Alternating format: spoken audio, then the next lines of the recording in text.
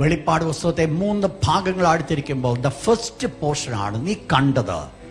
അതാണ് കർത്താവായ യേശുവിൻ്റെ മഹത്വ പ്രത്യക്ഷത. അതാണ് റെവലേഷൻ ചാപ്റ്റർ 1, വെളിപ്പാട് പുസ്തകം 1-ാം അധ്യായം.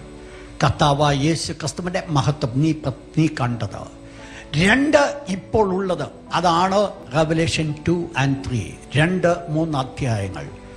ആസിയയിലെ 7 സഭയെക്കുറിച്ച് നമ്മൾ പഠിക്കുന്ന ആ സമയത്ത് ആ ആസിയയിലെ 7 സഭ അന്നുണ്ടായിരുന്ന സഭയായിരുന്ന പോലെ തന്നെ സഭായുഗമായിട്ട് കണക്ട് ചെയ്യുവാൻ സാധിക്കും. സഭായുഗം എന്ന് പറയുന്നത് കൃപായുഗം, മറ്റൊത്തിരി പേരുകളുണ്ട്.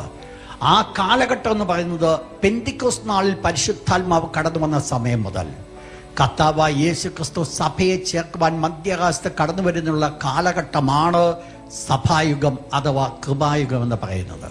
അപ്പൊ ഈ കാലഘട്ടത്തെ 7 ഘട്ടങ്ങളായിട്ട് തിരിക്കുവാൻ സാധിക്കുമെങ്കിൽ ആ ലോകത്തിലെ ക്രിസ്തീയ വിശ്വാസികളുടേതായിരിക്കുന്ന ആത്മീയമായിരിക്കുന്ന അനുഭവങ്ങൾ വ്യക്തമായിട്ട് 7 സഭകളിൽ കൂടെ അന്നേ കർത്താവ് വെളിപ്പെടുത്തിയിട്ടുണ്ട്. അതിൻ്റെ ഏറ്റവും ലാസ്റ്റ് പോർഷനിലേക്ക് കടന്നു വരുമ്പോഴാണ്, അഥവാ കർത്താവിൻ്റെ വരവിൻ്റെ തൊട്ട് മുൻപ് ഉള്ള സഭയുടേതായിരിക്കുന്ന അവസ്ഥയാണ് ലവോദിക്യ സഭ. എന്തുവാ? ശീതവാനുമല്ല, ഉഷ്ണവാനുമല്ല. നമ്മൾ പലരെയും നോക്കിക്കഴിഞ്ഞാൽ ഇതേ കാഴ്ചപ്പാടാ കാണുന്നത്, അല്ലയോ? ശീതവാനാണോ? അല്ല. ഉഷ്ണവാനാണോ? അതുമല്ല. ഇങ്ങനെ ഒരു പതുക്ക മട്ടിൽ മുമ്പോട്ട് പോകുക. ദൈവത്തിനെ പറയുവാനുള്ള ഒന്ന്, നീ ഉഷ്ണവാനോ ശീതവാനോ ആയിരുന്നെങ്കിൽ കൊള്ളായിരുന്നു.